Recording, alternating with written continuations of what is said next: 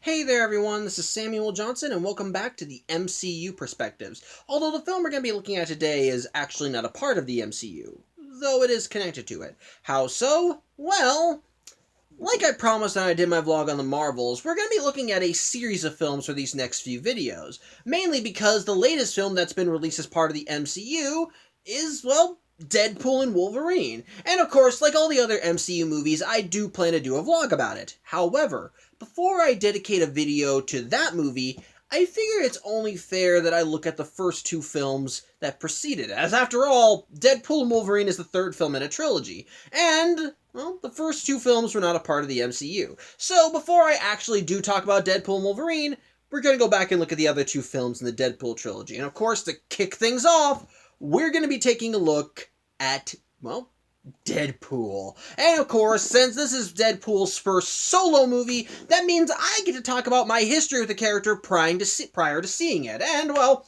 my first exposure to Deadpool was through a short movie, specifically The Hulk vs. Wolverine, which, if you haven't heard of, fair enough, but essentially it was one of Marvel's straight-to-DVD animated movies, and the premise of the movie was, well, the Hulk versus Wolverine. The Hulk was rampaging across America and Canada, and of course Wolverine was brought in to take him down. However, it turned out the reason the Hulk was going on a rampage was because he was being pursued by Wolverine's former unit, Weapon X, consisting of Lady Deathstrike, Sabretooth, Omega Red, and of course Deadpool, which, like I said, was the first time that I encountered the character. And to say he confused me was somewhat of an understatement. The thing is, Deadpool there was not as zany as most people know him, but he definitely had an attitude and a mouth on him, and he seemed like a character that, while he stood out enough to me, mostly because he kind of looked like Spider-Man, at the same time, he was a character that I also felt that kind of seemed forgettable. And yet, his personality always made him stand out more, as he never stopped talking, he always had something witty and weird to say, he annoyed everybody around him, and yet, I couldn't say that I hated him. He was memorable in a good way, if that makes any sense. While he did feel annoying, there wasn't a part of me that thought I was annoyed. More, I was just confused by him. He at least left enough of an impression that once the film was over, I did remember him and was kind of subconsciously keeping an eye out for him in other projects. And I eventually did see him in another project, X-Men Origins Wolverine, wherein when his character first appeared in the movie, I recognized him immediately as he had all the telltale signs of Deadpool's character from Hulk vs. Wolverine, albeit he didn't have the mask. So when he was finally identified as Deadpool near the end of the movie, I was like, hey, I got that right, I did recognize the guy. Mind you, at that point, I really didn't know anything about Deadpool as a character, so I didn't get as pissed as a lot of other people did when they sewed his mouth shut in the movie. Though in defense of the movie, it was clear they were going to give him his mouth back in a later one, but that film was X-Men Origins Wolverine. That film sucked ass. Nobody wanted to see a sequel, and so we never got to see Deadpool in that form again. As a result, Deadpool, when it came down to the films, was kind of put on the back burner. After X-Men Origins crashed and burned, 20th Century Fox kind of wanted to forget everything involved with it, which unfortunately also meant Deadpool. But that doesn't mean that Deadpool was being ignored in other media. Mainly, I was able to see more of Deadpool via cartoons, comics, and video games, with one notable example of his character that I actually did get me exposed to the more zany side of who he was in the game Spider-Man Shattered Dimensions, as his ultimate counterpart was one of the villains in that game, and to try and kind of hype him up a little, they gave Ultimate Deadpool the personality of his main universe counterpart, and he was fun. He broke the wall, he was crazy, zany, and just all around entertaining, and it helped endear me to him, and every single thing I saw Deadpool in just made me like him more, he was all over the top, but he had his dark backstories. He could be bloody, gory, and serious, and yet he could always top things off with something lighthearted and silly and just so out of left field that you couldn't help but chuckle. He was just such a weird, complex character that managed to mingle serious and comedic so well. And as a result, I found myself falling in love with the character just as much as everybody else did, as there was just so much there that you could get with the character, so much fun you could have with him, and yeah, I did enjoy, and as a result, I did find myself liking Deadpool very much. However, like I said, 20th Century Fox really didn't want to do anything with the character film-wise, and there was a demand for Deadpool to get his own solo movie. Even the people involved in all the movies, including Ryan Reynolds, who portrayed Deadpool in X-Men Origins, were lobbying to try and get Deadpool his own movie. But like I said, the execs at 20th Century Fox just had no confidence in the character. They tried putting him in a film, that bombed, they thought that it wasn't going to work. However, like I said, the people behind the scenes kept trying, and eventually they managed to get some test footage out that they tried showing the execs, which of course was Deadpool kicking ass on a highway and just being Deadpool. And wouldn't you know it, that test footage got leaked online. As such, the fan outcry was strong as people loved the test footage and wanted to see a movie made from it, and so the studio execs finally relented and decided to make a Deadpool movie. Albeit with some limitations. It's clear that they still had no confidence in the character, and their thought process was probably they could probably make a little bit of money out of him and then shelve him again. And so while the film was greenlit, its budget was minuscule and not as big as other projects. But at least one of the biggest hurdles was crossed. The film was going to be made. The people who had lobbied to get this movie out there finally succeeded, and so they worked with the budget they had and finally managed to make the Deadpool movie. And, well, did it work out? It's one of the highest grossing R-rated movies of all time. What do you think? But does it still hold up nowadays? Well, let's take a look at it and find out, as today we're going to be talking about Deadpool. And of course, before we do anything, let's get to the long-ass plot summary. And just a heads up, I am hot, so there will be times when I will be drinking out of this here Mountain Dew. So, again, just a heads up on that. But anyway, when I was getting ready to do this vlog, I was debating how I was going to handle the plot summary, as when it comes to at least the first half of the movie, the plot is told to us in media res, with some things happening a bit further along in the movie before flashing back to telling us how we got there.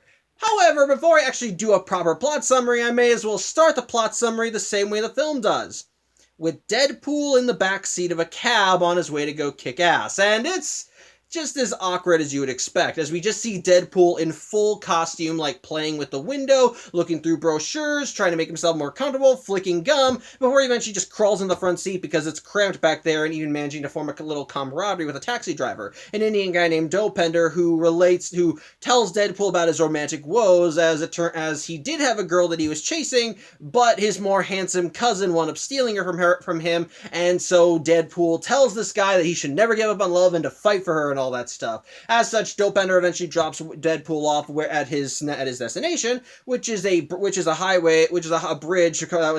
overlooking another highway. And so after Deadpool breaks the fourth wall and tells the viewers how he managed to make this movie, we then cut over to the villain of this movie, a man by the name of Ajax, though his real name is Francis, and I'm gonna keep calling him Francis throughout the movie because that's what Deadpool calls him, and for good reason. But yeah, he's clearly not someone you want to fuck with, as we see him in what looks like in the middle of some kind of business deal, as he's selling cargo boxes full of we don't know what to this random guy, and this guy tells him that whatever the product is, it's not enough. And Francis immediately shows that he means business, as he manages to grab the guy and lift him up off the ground and tells him he's going to have to wait till the next shipment to get more. And so after everything's taken care of, Francis and his whole entourage go off because their business is concluded, at which point they drive along that highway, and Deadpool manages to intercept them as he jumps off the bridge, lands in his car, and just bloody violence ensues as he just beats the shit out of everyone in the car, knocks them all aside, slices and dices, kicks and punches, burns and knocks aside before the car just gets knocked on its side and hits a bunch of motorcycles in the entourage, and it causes a whole traffic pileup that ends up killing a bunch of people in Francis's whole brigade. And as such, Deadpool then takes out the rest of the guys using just 12 bullets because he forgot his bullet bag. And it's just as awesome and kick-ass as you think it would be. And so eventually, after Deadpool kills everybody, there's one last guy that he didn't manage to shoot who pulls out smart knives and charges at Deadpool before Deadpool just pulls his katanas out of his back and skewers him. But that's only the beginning. How did we get here? What led us to this cavalcade of violence? Well, we do get a proper flashback as we are introduced to the man behind the mask, a mercenary by the name of Wade Wilson, a former special ops man who sadly was dishonorably discharged, and so he now spends most of his days doing mercenary work from via jobs from a bar slash, I want to say, job board area for mercenaries by the name of Sister Margaret's. And we actually see Wade Wilson as he's in the middle of a job, as he manages to break into a guy's home, who he proceeds to insult because he apparently bedazzles fucking everything, and orders pizza. Well, not because he wants to kill the guy who bedazzles everything. No. Wade's annoyed by the guy, but he doesn't want to kill him. No. His real target's the pizza guy. As it turns out, the pizza guy is a stalker, and the lady he's been stalking hired Wade to take him out. And, well, Wade felt sorry for her, so he's doing the job sort of pro bono. He's clearly getting some money off of this, but he's sending most of the money back to her because he doesn't really like the pizza guy. So he makes it clear to stay the hell away from the girl, even threatening him with some honestly intense emotion, and the guy does get the message to stay the hell away from her. As such, with a job well done, Wade lets the girl know that she's fine now, and then goes back to Sister Margaret's before he decides to incite a bit of chaos. Why? Well, you see, Sister Margaret's has a betting pool going, which in this case is called the Deadpool.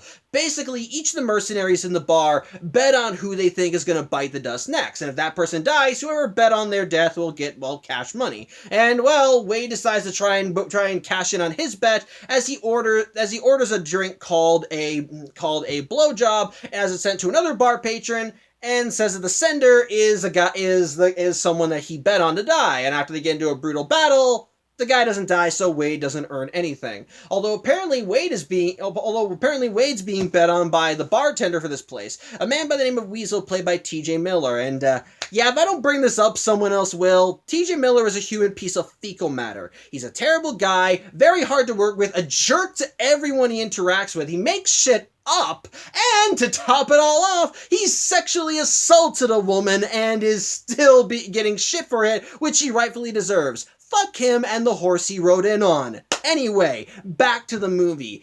So after Wade fails to cash in on the Deadpool, he does use whatever money he has left to try and get a drink, which of course some of the money's from the merc work. But before he can actually cash it all in, he's approached by an escort named Vanessa, who tries putting the moves on Wade, and, well, sorry, digesting. Wade immediately starts falling for Vanessa, especially since she does show that she has a bit of attitude, as one bar patron with a beard smacks her ass and says he'd tap that, resulting in Vanessa grabbing the guy's balls and pretty much telling him to hit the road. Well, she and Wade, but you get the point. Basically, Wade's immediately smitten, especially since it's clear that she also seems to like the same movie references that he does, as she called the guy with the beard a fat Gandalf, and so Wade decides to take her up on her offer of having a good time by flashing the cash and saying how much that and a dessert restaurant gift card would get him. And she says it'd be 48 minutes of whatever he wants, followed by dessert. And so Wade takes her up on that offer, and they go to an arcade and play skee-ball, which results in Wade getting enough tickets to get a Voltron ring, and Vanessa getting enough tickets to get an eraser. As such, it's clear that Wade and Vanessa had a good time together, and Wade wants to spend more time with her. He wants to try and get to know her, and so he tries cashing in a little bit more money to spend at least a few more minutes with her, which results in the pair of them fucking like jackrabbits. And it's clear that Vanessa and Wade are having a good time with one another, as Vanessa says that she would like to spend more time with him. And sure enough, the film does a bit of a flash forward ahead every few months, as we see that over the course of a year, Wade and Vanessa have continued seeing each other in various sexual positions and celebrating different holidays, save Lent. Point is, they're fucking like jackrabbits and loving every minute of it because they're doing it with someone they love. And so, as time goes by, the feelings that they have for each other continue getting deeper and deeper, till come Christmas Day, when they're putting the moves on each other with both wearing ugly Christmas sweaters and no pants. Eventually, Vanessa starts asking Wade if there's a question he wants to ask her, one that she suspects she already knows the answer to. And the question is, will he marry her? Although she thought that he was going to ask her if they could do it in the butt. Point is, though, Vanessa, when she realizes that Wade wants to marry her, is overjoyed and says yes. And so after the two of them cuddle up before getting ready for celebratory Christmas sex, Wade decides to go to the bathroom and take a piss. Unfortunately, though, on the way back, Wade starts feeling a bit woozy before he collapses right there on the floor, much to Vanessa's horror. And, well, The film cuts to later in a doctor's office, as we soon see why Wade collapsed. He has cancer, and it's late-stage cancer, having progressed to his lungs, heart, liver, prostate, and brain. And while Vanessa thinks that maybe it's that they could try and get Wade on some medicine or whatever to try and fight off against the cancer, well, the doctor pretty much makes it clear that any treatments they try at this point may not even work, and that Wade is essentially a dead man walking. Vanessa, of course, isn't giving up hope as she's trying to think of various plans to save her fiancé, but Wade sees the writing on the wall and realizes that he's probably not going to survive this, and so he decides to try and walk Vanessa through his things to let her know what she should probably keep, what she should throw away, all that stuff, including an album called Wham. But however, Vanessa is still not giving up hope and doesn't like the fact that Wade is just kind of accepting all of this. Though Wade tells her that when she crosses over, he'll be outside her door playing that Wham soundtrack on a boombox. Either way, though, she's not willing to let Wade go, and Wade does appreciate having her there, but it's clear that he is not, that while he puts on a brave face, he is not dealing with this news well, as he does end up going back to Sister Margaret's and decides to drown his sorrow in a few drinks. Though Weasel is apparently okay with this knowledge because it means that he'll be winning the Deadpool, although he does keep a picture of Wade and Vanessa behind his bar, at least to remember Wade when he was healthy. However, as Wade is drowning his drinks, Weasel lets him know that there is actually someone at the bar that wants to see Wade, a guy in a black suit that looks like a government agent, with Wade even affectionately calling him Agent Smith. As such, Wade goes to talk to the guy to see what he wants, and the guy reveals that he's a representative of some kind of organization that is interested in Wade, as they have heard that he has cancer, and, well, they think they might have an answer to that, as there's a program that they can run that they think will be able to take advantage of Wade's special skills as former special ops, and might even be able to cure his cancer, as the man with the guy telling him that whoever these people are, they can make Wade a superhero. Of course, Wade tells the guy to fuck off and that he's not interested in the whole thing, though he does give Wade his phone number. Unfortunately, though, Wade, when he goes home, is still deep in depression, and he realizes that if he just lets this cancer play out, Vanessa's going to suffer, and so Wade decides, much to his own chagrin, to take this agent up on his offer, as he calls him to set up a meeting. As such, after we do another flash forward back to the present, the next time we cut to Wade in the past, he's being brought into the institution as the government agent is overseeing his transport, and Wade tells the agent that whatever happens to him, he at least wants the agent to do right by Vanessa, which the guy says, of course, too. As such, Wade is wheeled into the facility, and, not a pretty place. We see that there are various other subjects there in medical areas, and all of them are clearly showing signs of mutation and being experimented on and so forth. And as such, as Wade is brought in, he's eventually strapped to a gurney where he meets his doctors. A woman whose name is only Angel, which I've heard that she is another X-Men character, but for the life of me, I don't know who. I don't read X-Men. And the guy in charge of this whole thing. It's Francis. Though, like I said, his supervillain name is Ajax, but I still like calling him Francis. As such, Francis ends up injecting Wade with a special serum that is supposed to be able to activate any latent mutant genes in Wade's DNA.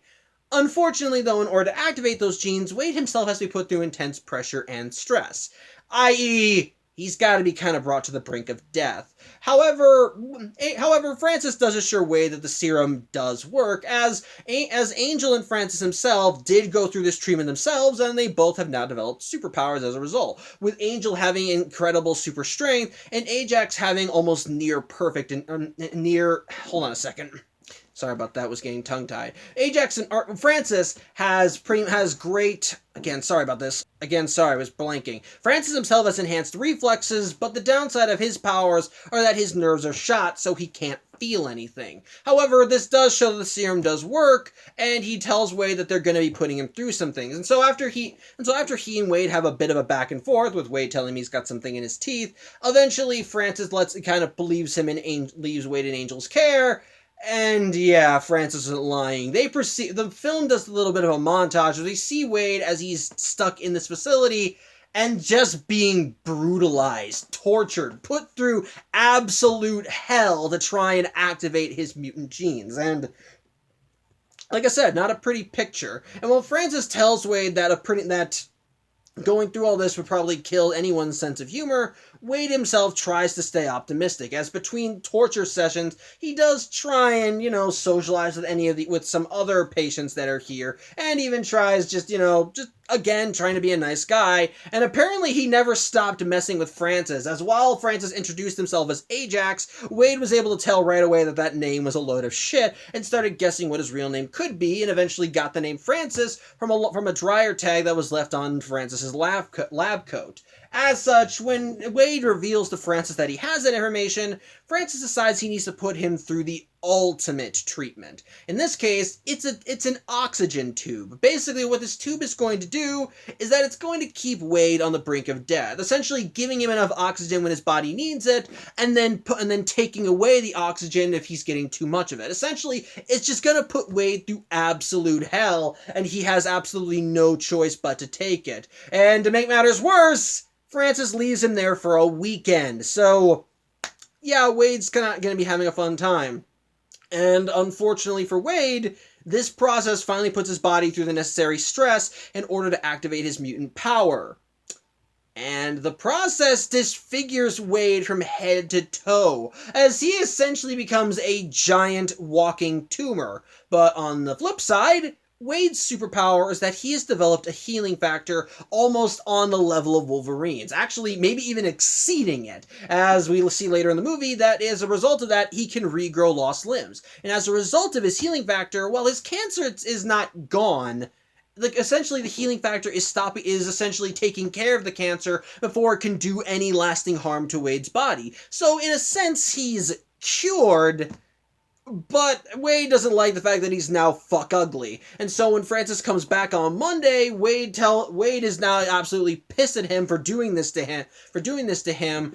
But Francis just kind of laughs at him as he says that that side effects are natural, but yeah, he's fuck ugly. And Francis says that he could probably cure Wade, but he doesn't want to and decides to let him stew. And to kind of add an extra bit of fuck you to Wade, he reveals two little things. One, he's gonna put Wade back in the oxygen tank. Why? Just because he can and he's an asshole. And two, this whole organization that Wade signed up to be a part of, it's not with the government. It's actually a private institution. And what this private institution does is sell mutants. Basically, what they do is that they go to people who are on the brink of death, have absolutely nothing to lose, and pretty much give them an offer you can't refuse, which is what Agent Smith did with Wade. As such, they come in under the pretense that they'll be cured of whatever is ailing them, and then they're put through absolute hell in order to activate their superpowers. And once the superpowers are activated, well, Francis puts a control collar on them to make them an obedient slave, and then sells them off to the highest bidder, which is what we saw Francis doing at the beginning of the movie. And yep, he plans to do that to Wade, with Francis smiling the whole time. As such, after Francis says his dues, he orders Angel to get Wade strapped back in, though Wade, to try and do a bit of a fuck you, ends up headbutting Rachel in the face, though Francis tells Angel not to get back at him, not to do anything in retaliation, because he thinks that Angel kind of deserved that for all the things that they put Wade through. As such, Francis and Angel leave Wade locked in before the pair of psychopaths walk away. Although it turns out that when Wade headbutted Angel, he took something from her. You see, Angel had a habit of chewing on matches throughout the movie, and the thing is, when she went to go see Wade, she had a match in her mouth. Wade took it when he headbutted her, and so once Wade is finally left alone, he spits the match out and manages to throw it to one of his hands, and so he manages to start a fire on the match before throwing it to an open oxygen vent. And well, all that excess oxygen combined with an open flame, it blows up the tank, and the explosion spreads all across the facility, with Francis coming in to try and put out the fire with a fire extinguisher. But since it was Wade's tank that blew up, Wade emerges from the tank and immediately starts targeting Francis as the two of them get into a fight. Unfortunately, though, Wade is still kind of not in his physical best, as Francis just proceeds to beat the shit out of him. And while at one point Wade does get the upper hand on Francis manages to turn the tables on him by telling him that Wade doesn't want him dead, since Francis is the only one that can cure him of his butt-ugly face. As such, this gives Francis enough of an advantage that he's able to overpower Deadpool before he manages to skewer Deadpool to the floor via a pipe, bending the top of it so that Wade can't just slide right out of it. As such, Francis ends up leaving as the building burns down, and sadly, every other patient dies along with it, including the patient that Wade had set up a rapport with earlier. However, in the midst of all the ashes, Wade rises up, completely fine. As, his healing factor ensures that whatever shit he goes through, he can just walk off later. As a result, it means that he can't die. So not only did he beat cancer, he beat everything. Still doesn't fix his looks though, and so with this institution now literally burned to the ground, Wade decides that he wants to try and find Vanessa, as it's been a while since he's seen her, and he thinks that as he is now, maybe he can go talk to her.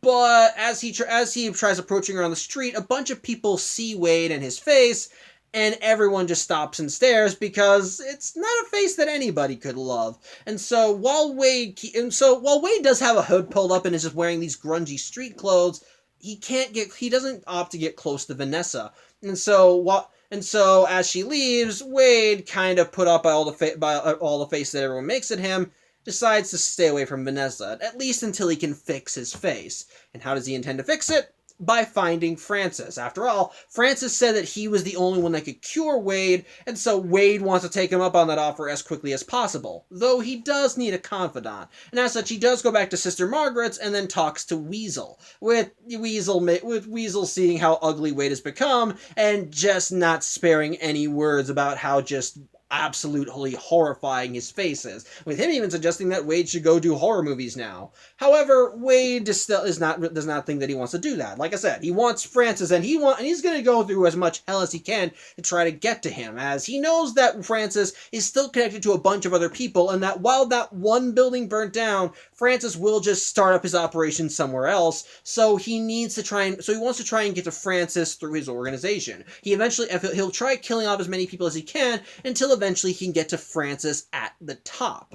However, Weasel tells Wade that if he wants to do that, maybe he should hide his identity. After all, Francis thinks that Wade is dead, so maybe it's in Wade's best interest if he keeps letting Francis think that. However, if Wade still wants to go through with revenge, then he needs a disguise, and so that's when Wade decides that he needs to get a mask and subsequently a nickname, because you can't go around wearing a mask and doing a bunch of high intense action without a nickname. And so Wade gets inspiration with the name Deadpool, but based off of the betting pool of the same name. Although he does briefly consider calling himself Captain Deadpool, but he and Weasel immediately think that name is stupid, so he just shortens it to Deadpool. Sorry, getting my drink.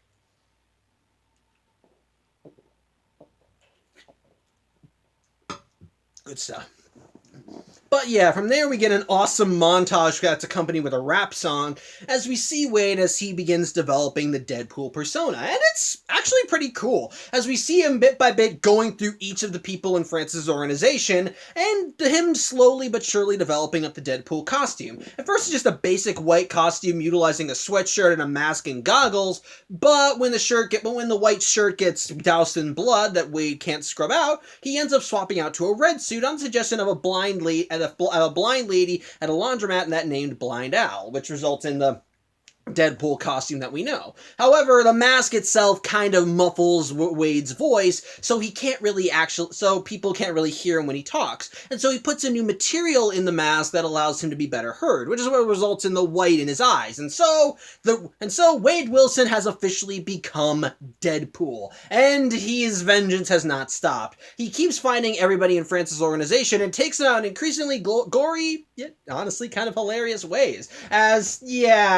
Here's the little thing that the movie doesn't really do a good job of explaining. Going through all that torture in Francis Institute kind of messed Wade up a little up here, and he was already unhinged when he went in, so this is just even more unhinged, as, well, Wade now starts thinking that he's being watched by a bunch of random people and that he's the star of his own movie, even being able to interact with the people watching the movie as he directly talks to them, messes with the camera, and even manages to fast forward and rewind the movie. Yeah, it's at this point when Wade finally starts developing his fourth wall breaking abilities. Well, abilities being... It's not really abilities, it's just this meant to be a side effect of his insanity. His real powers are his healing factor. My point is he's breaking the fourth wall now, but again, he's also taking advantage of more of his humor, as at one point he tries killing a guy with a Zamboni, so that takes forever. But eventually, Wade's onslaught of revenge does bear fruit, as he manages to find Agent Smith again after he meets with a potential new hire. And so after taking care of his guards, he manages to ram the guy into a taxi, and the guy realizes that Deadpool is Wade Wilson, and is more than ready to tell Deadpool everything about Francis, but the good Mr. Poole wants to make this guy suffer a bit. And so after pushing the camera away so we, the audience, don't see what he does finally get the information. And it turns out the information that he got on Francis was what led to that action scene that we saw at the beginning of the movie where Deadpool attacked Francis' entourage, which is where we'll cut back to that, as after Deadpool has taken care of everybody in Francis' little brigade, he finally sees Francis himself riding on a motorcycle, with Deadpool being able to easily take out the motorcycle with his katana and before skewering Francis to the side of the road. At which point, with Francis now at his mercy, Deadpool reveals his identity to him and tells him that he wants him to fix his face. However, before Deadpool can start beating the shit out of Francis, he gets interrupted. By whom? The X-Men. Yeah, the thing is, Deadpool's little revenge trip apparently took a while. A year, actually, in universe. And apparently, at some point over the course of that year, Deadpool crossed paths with the X-Men. Specifically, Colossus, which, if you haven't read the comics, Colossus is a Russian guy whose superpower is that he can turn himself into solid steel. And it turns out, Colossus wound up seeing on the news about Deadpool's whole battle on the highway, and so he decided to go and try and confront Deadpool, as he wants Deadpool to join the X-Men, thinking that this whole revenge crusade is a wordless waste of time, and that his talents could better be used helping people as a genuine superhero. And to try and help out. Sorry about that. To try and help out, Colossus also brought another X-Man, a young girl by the name of Negasonic Teenage Warhead, whose powers are that she can blow up. And that's awesome. However, once Wade sees Colossus there, he immediately starts telling him off because this is his moment to finally get the guy who fucked up his face, and Colossus is kind of ruining it. And so after Deadpool just keeps chewing Colossus and Negasonic Teenage Warhead out, even insulting Negasonic Teenage Warhead by calling out all the angsty teenage stereotypes in front of her, Francis takes advantage of Wade's brief distraction to get away, pulling out the katana that Wade's skewering him with and running off. And sadly, Wade doesn't see where he ends up going, and so he decides to take his anger and frustration out on Colossus. Does not go well, because the thing is, Wade's superpower is his healing factor. He's not super strong, and so every time he tries punching or kicking Colossus, he just ends up breaking a limb until eventually he's just hobbling around on one leg. As such, Colossus is able to easily subdue Deadpool by knocking him into a car, and with Deadpool essentially having no means of fighting back, Colossus handcuffs him and plans to bring him back to the X-Mansion where he can talk to Charles Xavier. However, Deadpool is still not for that, and so after he manages to get enough of his limbs in order, he pulls out a knife and cuts off the hand that was handcuffed. And so before Colossus and Negasonic Teenage Warhead can do anything to stop Wade, he ends up jumping off of the high-rise that the highway is on into a garbage truck, allowing him to make a getaway. As a result, he ends up going back to his place of residence, which it turns out is a duplex that he shares with Blind Al, as now they're roommates. And the thing is, Blind Al knows about Deadpool and Wade Wilson's whole revenge escapade, and basically the relationship that Wade and Blind Al have is a bit of a tit-for-tat relationship. They essentially keep throwing burns at each other, and they just like giving each other shit no matter what. And it's clearly a love-hate relationship. They both clearly care about one another, but they are both ready to call the other person out on all their crap. And so Blind Al can tell that Wade is not doing so good for himself, and she's a staunch advocate for Wade just going and talking to Vanessa. But once again, Wade does not want to do that because, again, he's fuck ugly. He doesn't think that Vanessa will want him as he is, with him citing examples like Ryan Reynolds, who apparently didn't get that yet as far as he did on his superior acting talent. I don't know, I just love little self-digs like that. Point is, Wade just does not want to see Vanessa, and again, he doesn't want, and again, until his face is fixed, he doesn't think that he's worthy of her.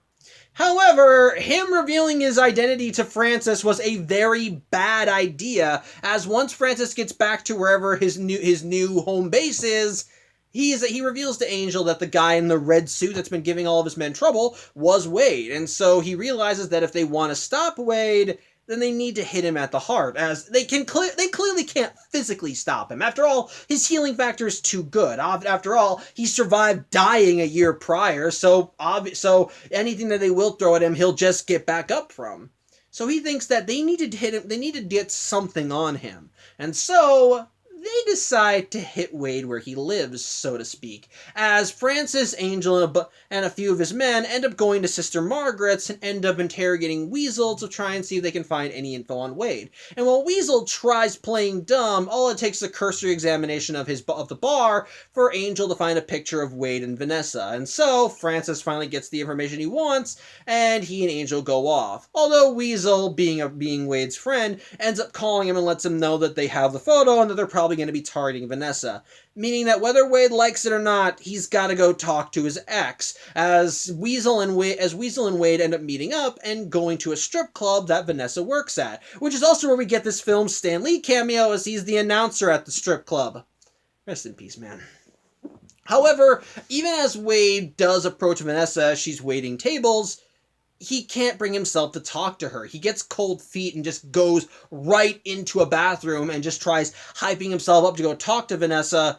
But by the time he finally musters the courage up, it's too little too late, as Vanessa's boss tells her that there's someone out back that wants to see her. And so when she goes to see them, thinking it's Wade, since her boss said it was something about an ex-boyfriend, Francis comes out of the darkness, and when Vanessa tries making a run for it, Angel manages to intercept her, and, well, she and Francis manage to kidnap Vanessa, with Wade coming back out, trying to track her down, and when Weasel directs him to the alley, he just finds something of hers that she left behind, and Wade is able to put two and two together and realizes that his girlfriend has just been kidnapped, much to his anger. And so, Wade decides that if they are truly wanting to fuck with him, he is going to fuck with them, as he decides he's just gonna go knocking right on Francis's doorstep, as he decides he's gonna get all the weapons, all the guns, all the everything to take Francis down.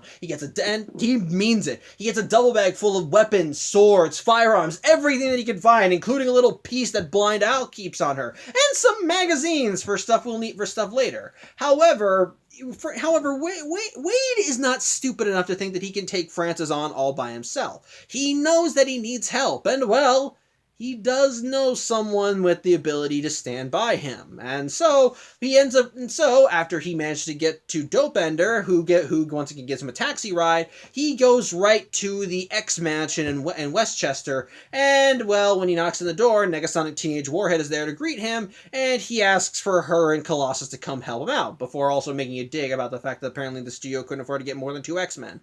As such, after they take another taxi ride to where Francis's new hideout is, which it turns out is the shattered remains of a helicarrier. I wish I was kidding there. Give me 1 second.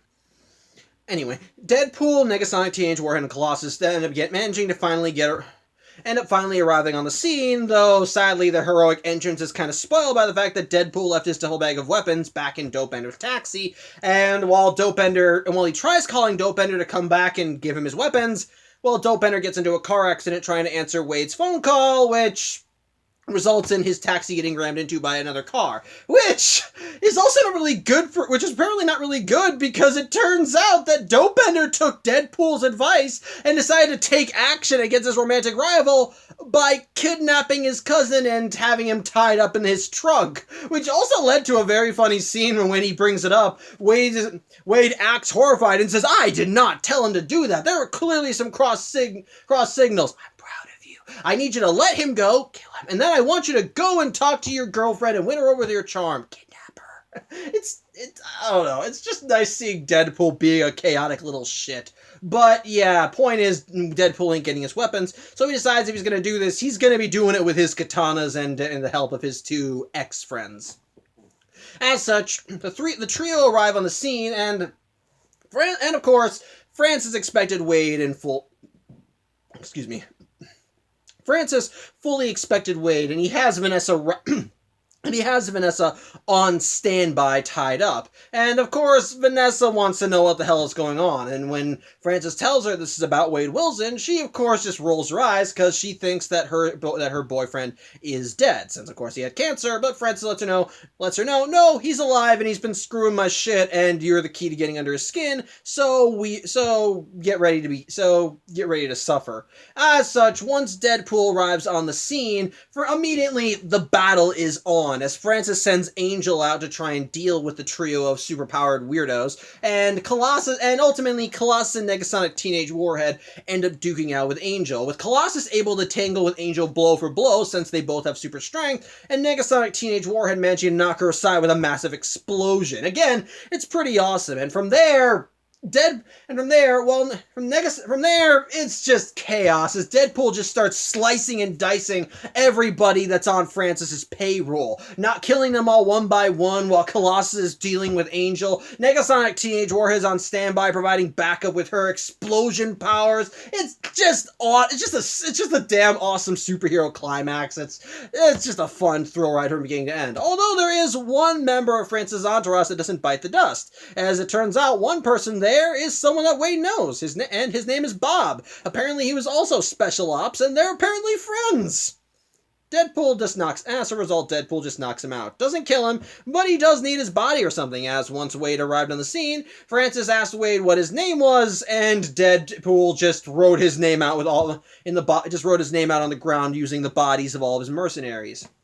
As such, Francis realizes that Deadpool is going to come for him, and so he decides to take his revenge plot with Vanessa in play. As meanwhile, Colossus is still dealing with Angel, and sadly, that battle isn't going well as she manages to overpower him and starts choking him with a chain.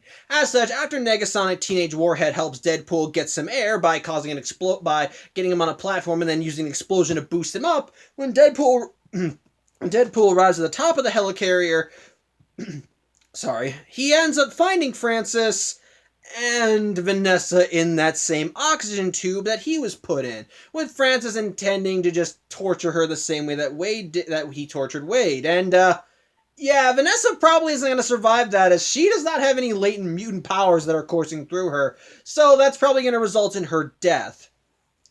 As such, Francis and Wade end up duking it out with one another, and while Wade is able to save Vanessa by throwing a katana into her tube to let actual oxygen in, the battle with Francis is pretty evenly matched, as while Francis doesn't have Deadpool's healing factor, they're both very skilled fighters, and they can both match each other. And while they both are getting some licks in on one another, it still doesn't really matter, as again, Francis doesn't feel any pain, so he's not deterred by anything that hits him, and Wade, of course, is just healing everything that hits him, which unfortunately kind of works against him, as at one point, Francis manages to stab him in the head with a knife, and while Wade's healing factor keeps him from dying from that, it does mess with his brain and cause him to get a little loopy. In the meantime, though, back with the X-Men on the ground, as Colossus is getting choked by Angel, eventually Negasonic Teenage Warhead comes in and saves her fellow X-Man's life, as she causes an explosion to throw Angel off of Colossus.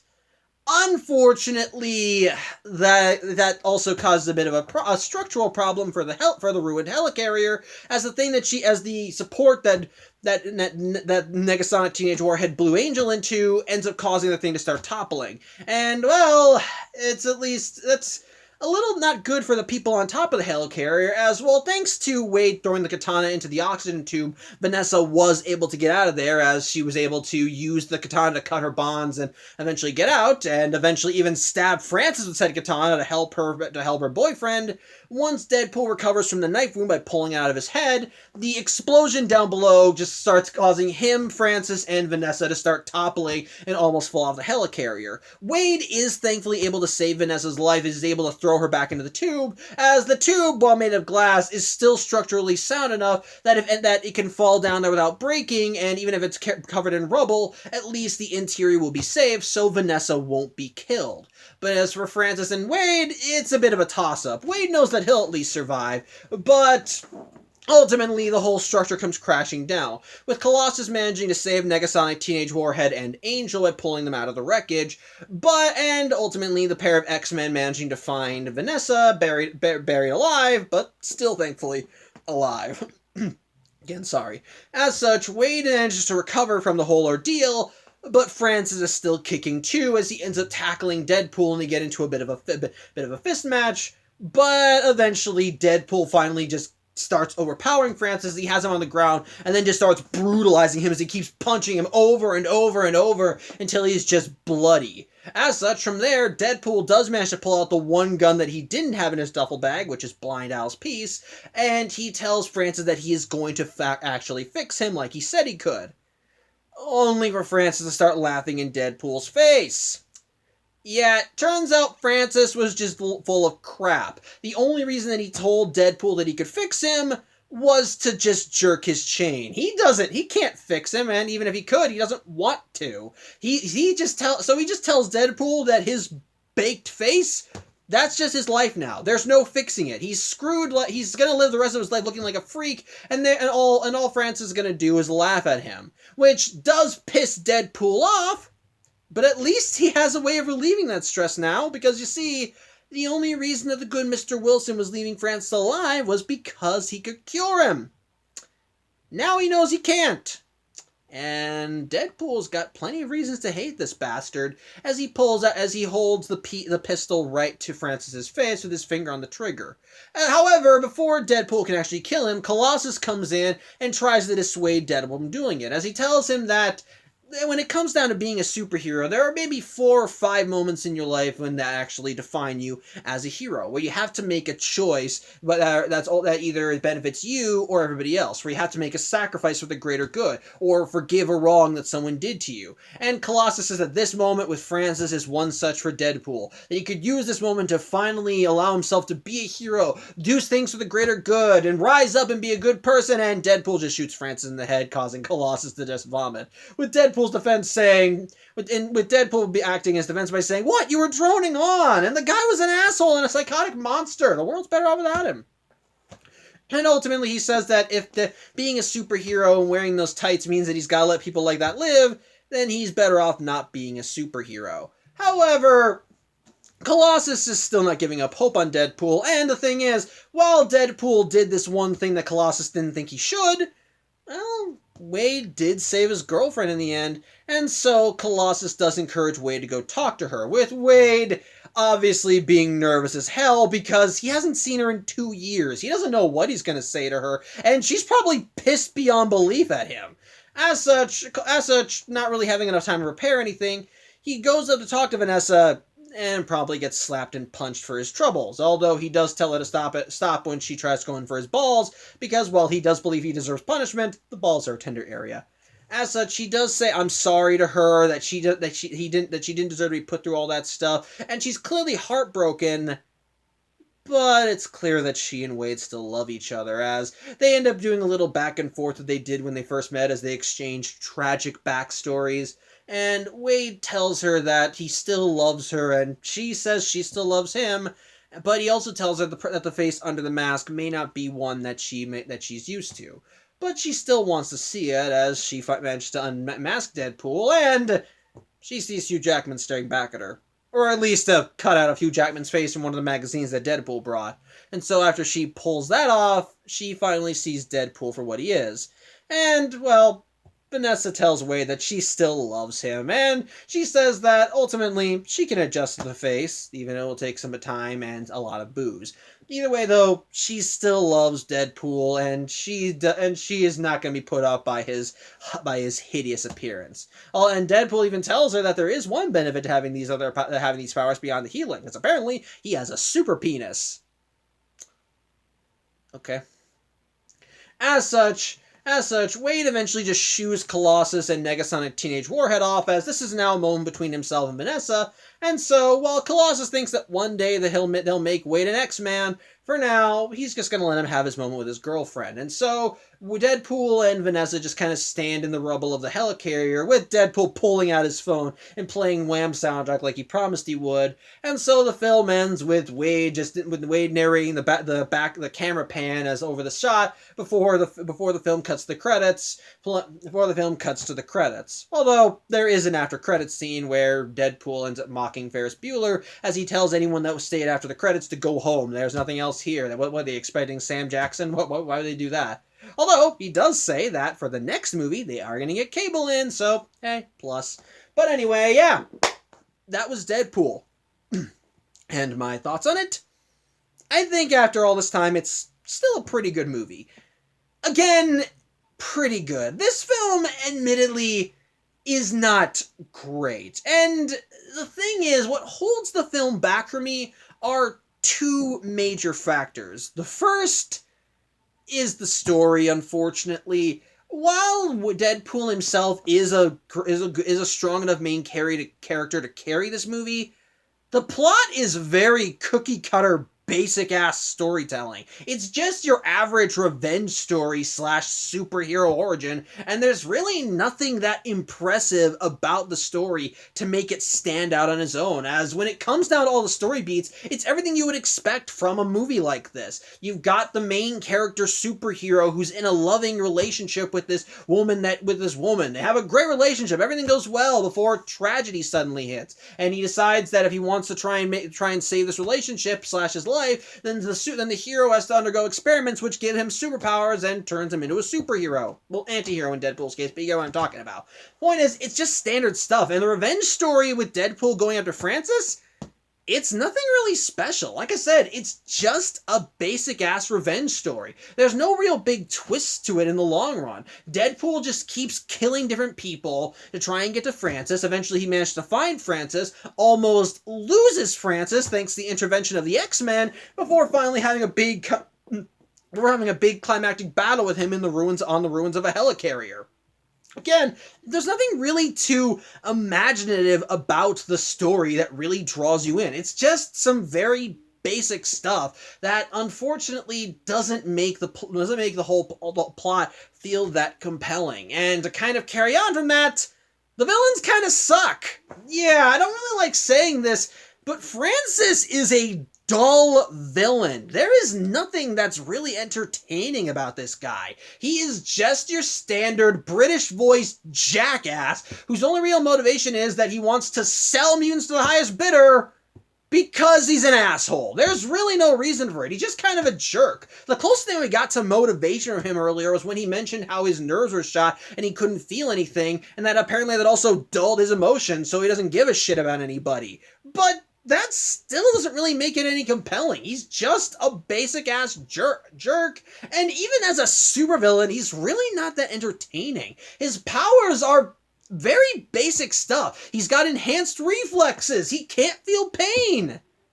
That doesn't really feel like that would be an advantage in anything. Enhanced reflexes could be good for fighting, but all you really need is an opponent with good reflexes or who's had training and he maybe even match. And the fact that he can't feel pain is actually probably going to hurt him in the long run, since pain is kind of a natural indicator that the body is in danger. So having your mutant power be, oh, I can't feel pain, I feel like that would hinder you more than it would help you, because he keeps getting the shit kicked out of him in this movie, and yeah, he doesn't react to it so he can keep fighting, but his body still sustains the damage. He still gets hurt, and pain is kind of necessary for us to realize when we're in danger and allows us to assess the problem. So him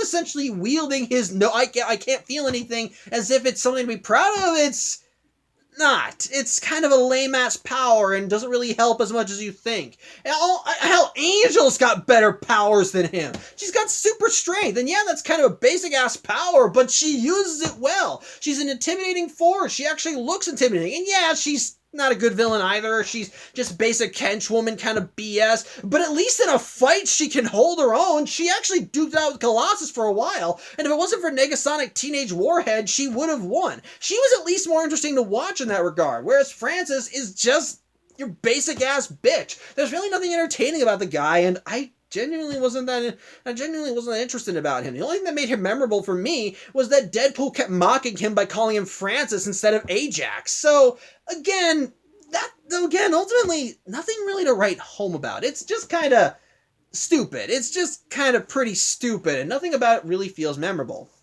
But with that said, what makes this film work above all else, like I said, it's Deadpool himself. When it comes down to it, Deadpool's story, the biggest strength of any Deadpool story is Wade Wilson as a character. Sorry. As I mentioned, when it comes down to Wade Wilson, he's a perfect combination of tragic and comedic. And the film thankfully managed to capture both. Even prior to him going insane and breaking the fourth wall, which, yeah, like I said, they don't really show the point where he essentially crossed the line from kind of insane to so insane he can see beyond the screen. At the very least, they do show that even before he crosses that point, he's already a little insane up here. He operates in his own world, but he's fun to watch. He's quick-witted. He's funny. He can be kind of a sly jackass, but he's got enough natural charisma and charm that you are drawn in and do want to see him. And the thing is, while he does tout himself as a mercenary, you do see that there is a heart in there. As the very first thing you see Wade do as Wade Wilson, not Deadpool, but as Wade Wilson, is going after a stalker and violently threatening them to leave this girl this guy is stalking alone.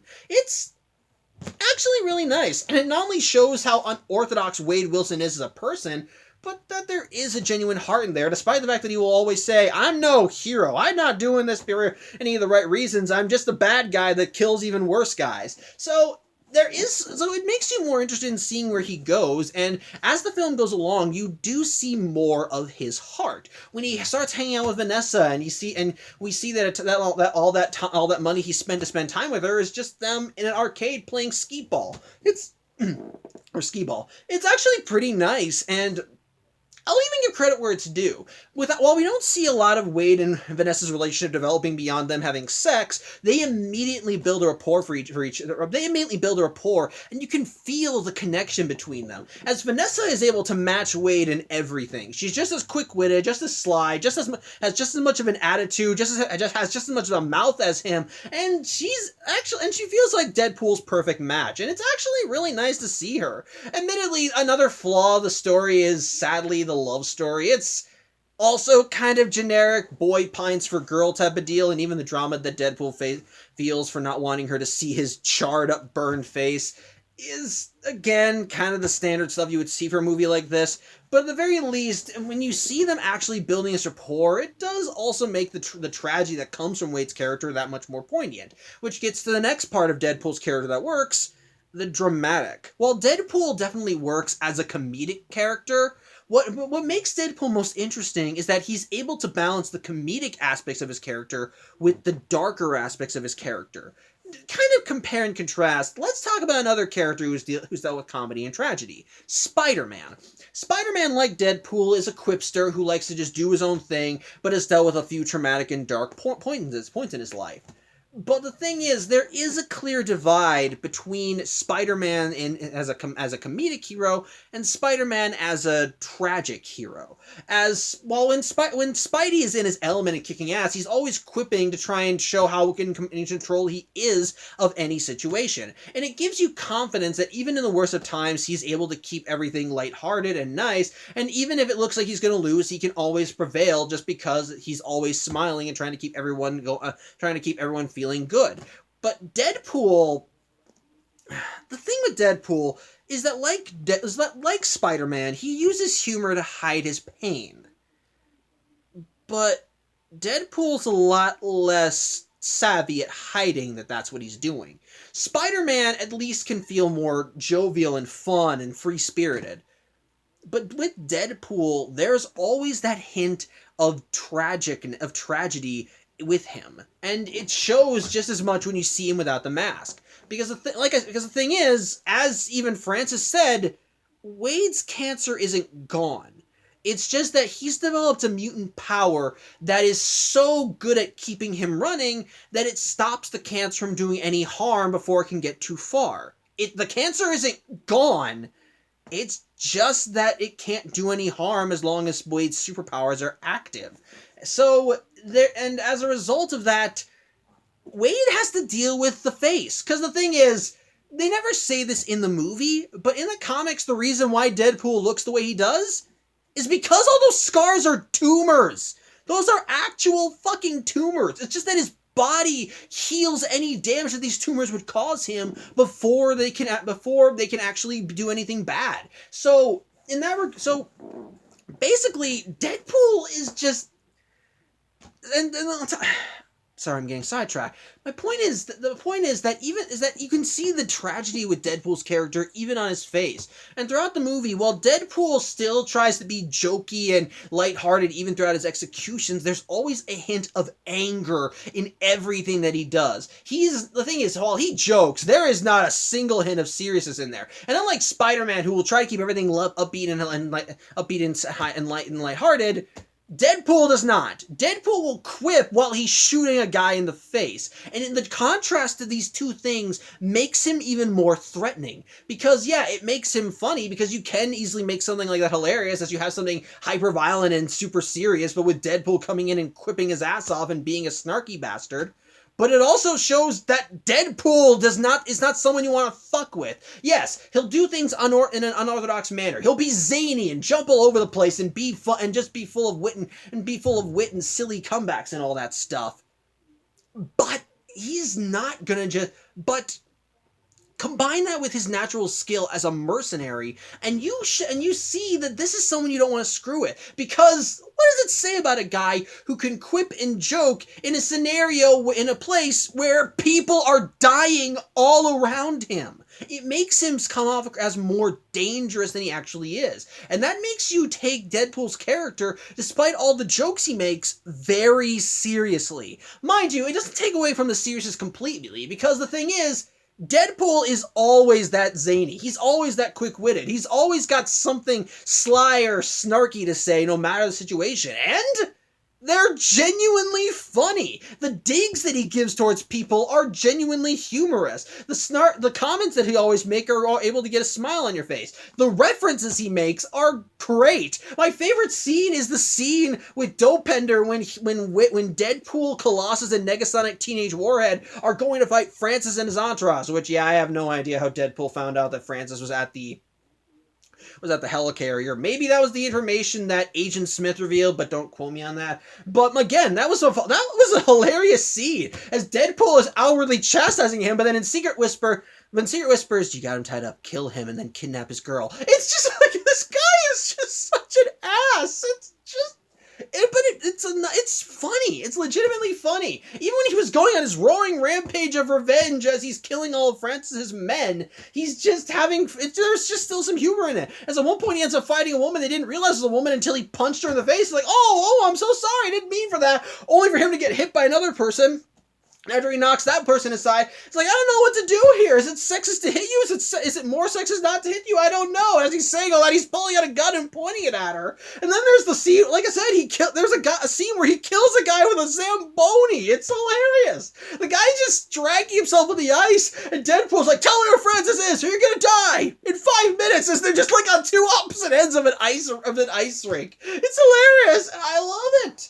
And it worked, but again, it all works so perfectly for Deadpool, because again, it helps showcase just how unhinged he is. That he's able to do all these honestly lighthearted and silly things in the middle of a murder spree. And on top of that, when he gets angry, it feels like legitimate anger. The hatred he feels for Francis for fucking up his life so much is palpable. You really get a sense that Deadpool has a vendetta against this guy and that he wants to see him suffer for all the shit that he put him through. And then with that getting even higher when Francis brings Vanessa into the fold. It works so well. But at the same time, the film never forgets that Deadpool is a snarky bastard. As even in the climax of the movie, he's still making jokes, still having fun. When he and Francis are trading quips, at one point Deadpool compliments him for a good line. And even turns the eye and says, "Oh, it was a good line." Again, it works well. And then even the scene where Deadpool gets stabbed in the head and he sees Vanessa lying there, he can hear music playing and he sees little cartoon animals rocking around her and he's looking at her going, "Hi!" Makes a little heart symbol before doing... I'm not going to repeat it. I'm not going to do that. Point is, it's just clear that Deadpool is just being...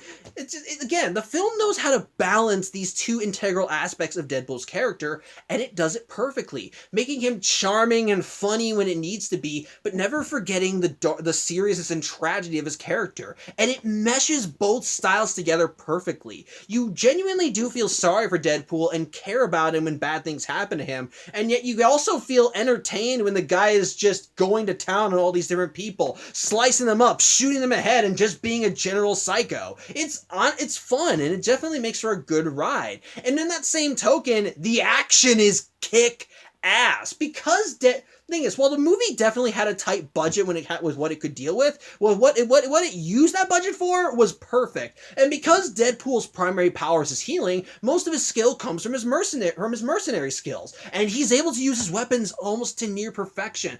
How he's able to dodge attacks, how he's able to slice and dice with his swords and katanas, how he's able to try and time his bullets so that he can kill so many people with just 12 rounds. It's all just fun, and it all feels so quick paced, fast, slows down when it needs to. It's just a thrill ride to watch from beginning to end. Even the climax of the movie is awesome, as that managed to get even bigger superheroics. As going back to the aforementioned battle between Angel and Colossus, it's just a thrill. It's just fun to witness. And Negasonic Teenage Warhead kicks ass. And here's a little fun fact for you. Apparently, her powers were very different in the comics. I don't remember what exactly her powers were in the comics. I think the idea was that she could output nuclear radiation, but don't quote me on that. And, well, the filmmakers at 20th Century Fox didn't want to change up her powers for this movie. And as a result, they wound up going to Marvel and said, "Hey, we want to change up our powers, do you mind?" And eventually it led to a bit of negotiations where Marvel Entertainment eventually relented, but in exchange they wanted the rights to one of their characters back. Specifically, Ego the Living Planet, who wound up going on to be the villain of Guardians of the Galaxy Volume 2. So, hey, would you know that? Because of Negasonic Teenage Warhead, we got Ego in the MCU. Point is, it's still a fun ride. And even the humor that comes with Colossus and Negasonic Teenage Warhead is fun, as they actually do bounce off of Deadpool rather well, as Colossus is basically the stern Boy Scout kind of superhero who doesn't put up with any of Deadpool's shit and wants to try and rein in his more violent tendencies, as he thinks, "You are mutant, you fight in costume, you be new X-Men." It's actually kind of amusing to see him play all these typical superhero tropes of morality, only for Deadpool to just neg on them at every opportunity he gets. And Negasonic Teenage Warhead, she's just fun. She's a fun character. She's the one she's basically your snarky teenage brat, and she just has fun. And the film clearly had fun writing her, and Deadpool's able to pick her apart in the best way, and yet she's able to match him in any opportunity. It's just fun. I like them as extra characters in the movie, so again, I dig them. So I guess in that regard, what makes the film work for me is, one, I think the writing is good. It manages to balance the emotions it's supposed to with Deadpool's character, being funny when it needs to be, clever and snarky when it has to be, while still being able to balance all the drama that comes from the situation it presents. Deadpool as a character is a great, strong lead, and I'll help by the fact that Ryan Reynolds does a great job portraying him and actually being able to put forth the chaotic energy that only Deadpool can deliver. So that's some good stuff. The action is kick-ass and spectacular to look at. The effects actually are pretty nice too, so I'm going to give it that. And ultimately, While there are aspects of the film that I do think hold it back, like, again, villain's not that great, and the plot is as basic cookie cutter BS as you can get with a superhero movie like this. For what we have in the movie, it's just a fun ride. Like I said, it's got great writing, a great main character, great acting, great action, good humor, great drama, and overall, all those things combined together to make what I think is a pretty good movie. Again, not perfect, still flawed, but for Deadpool's first cinematic outing, I think it does the job well enough, and it does still make me want to give this film a thumbs up. Still enough that I would recommend it if you haven't seen it yet. I admit, the sequel, Deadpool 2, is probably better, and maybe even Deadpool and Wolverine is better. I haven't seen it yet. I'll be seeing it tomorrow.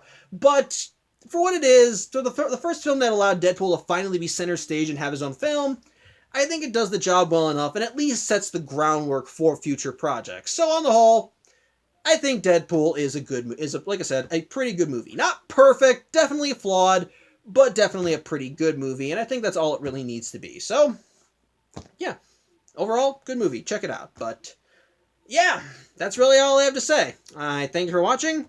I'm Samuel Johnson, and, well, while we are done with 1/3 of the Deadpool trilogy, there are still 2 more movies to get through, and, well, while 20th Century Fox may not have had high hopes for Deadpool, it definitely made them a lot of money. So much so that they very much greenlit a sequel and gave it even more money to try and allow the film to breathe more and have more fun.